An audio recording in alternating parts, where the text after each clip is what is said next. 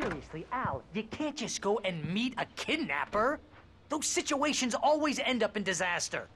You gotta talk to the cops. She's my wife, and it's my call. Can we talk about this later? No, this whole thing is... Listen, you hit your head. I mean, geez, Al, come on. You gotta understand how crazy all this sounds. If you're trying to pull a joke on me, freak me out, it's working. Ha ha, let's have a laugh on Barry. Well, you had me going there real funny, Al. You can quit it now.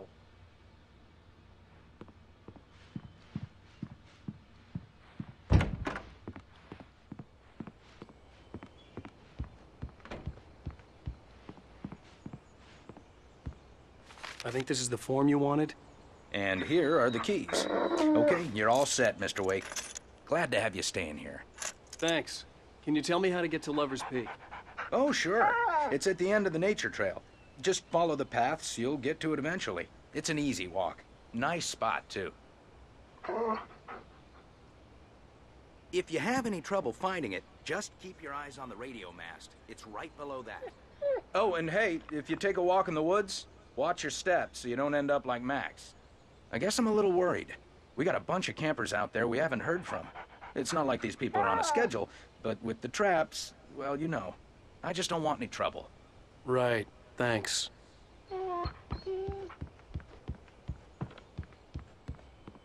Look, Al, you're asking me to believe that you shot a dude who went poof into thin air, a guy who was bulletproof until you pointed a flashlight at him. You hear that from people who end up spending time in padded rooms, strapped to their beds, wearing white shirts with too long tangled up sleeves, and eating a healthy diet of pills. Al, you make cruel jokes about people who believe that kind of stuff. You're the skeptic. You gave me an hour-long lecture on homeopathy last month. What was it? If there's no proof, it's pure bullshit. Period. Guess the laugh's on me then. Al, come on! I mean, okay. Okay, maybe something weird happened to you, okay? Well, thanks for the heartfelt vote of confidence. All I'm saying is you gotta throw me a bone here, bestseller. What would you think if it was me? There's no way you should be going out at midnight with a gun. No one asked you to come here, Barry. Either work with me on this or go straight back to New York. Your choice.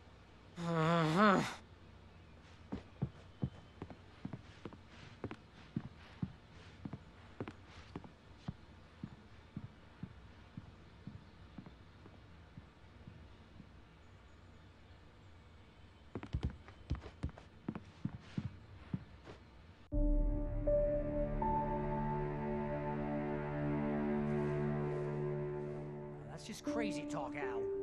Al? Al? We should go to the sheriff or call the FBI. Damn it, Barry, they'll kill her! This is not a goddamn debate, Barry. I'm going to Lover's Peak. He said to come alone. Okay then. I understand. You're my best friend, and I'm worried that you're not right in the head. Tell me what to do to help, and I'll do it. You stay here, and if I'm not back by morning, call the cavalry. Achoo! Achoo! Just be careful with the natives, Al. These yokels are dangerous. Everybody hates a tourist, or it'll be Deliverance all over again. Achoo! Bless you. Oh, this place is trying to kill me. I'll bet there's mold in here, spores, poison ivy, God knows what. This is so not worth a 15% commission. You want to know where you can shove that flashlight? Lock the door when I leave. Yep. Do what you have to do. I'll be fine. Alone, but fine. In a cabin straight from a horror movie.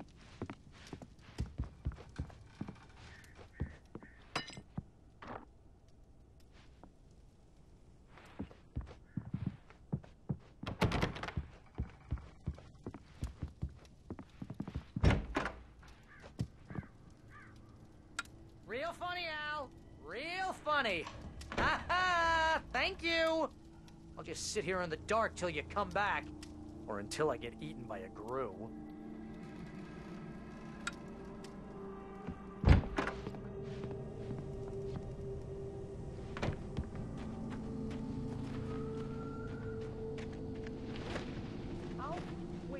Al. I'll hold down the fort. I'll be with you in spirit every step of the way, Al. Locking the door now.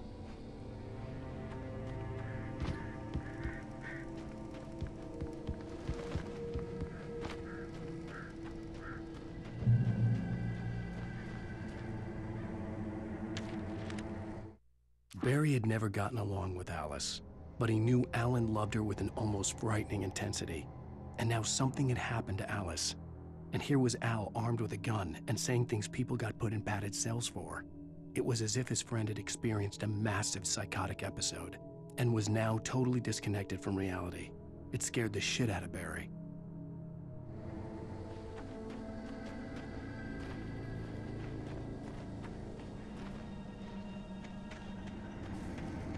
I knew I should have gone to the cops. This wasn't the smartest thing I'd ever done, but I was still angry with Barry for trying to talk me out of it. These people had called me right in the sheriff's station. The cops wouldn't scare them, and they had Alice.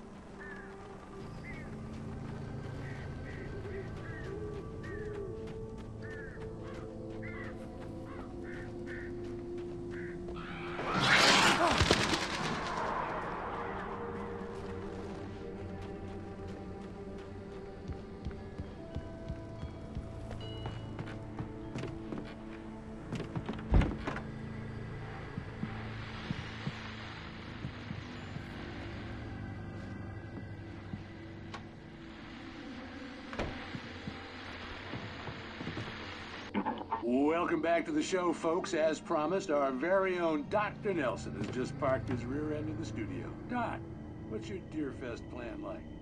My plan? You make it sound a lot more organized than I ever seem to manage. Oh, No plan, really. Just taking the atmosphere. I'm getting a little too rickety to do much more than that, you know. Oh, tell me about it. No sack race for us older gentlemen, huh? Yes, exactly, Pat. But I'm going to check out the parade, of course. And I'll be one of the pie contest judges, too. Well, that takes a different kind of constitution. Oh, yeah. It's my kind of exercise. Now, Doc, seriously, you're in pretty good shape, though. You're the outdoors type. I know for a fact you're an avid fisherman. That's right. Matter of fact, just caught a heck of a largemouth bass early this morning. But you're not taking part in the fishing contest? No, not this year. See, Pat, I'm just not that competitive anymore. Now I just like to take my time and enjoy the peace of it. It's no fun if I need to worry about what I'm catching, you know? Well, considering your track record, the participants are probably pretty happy you feel that way. Well, Pat, that's kind of you to say.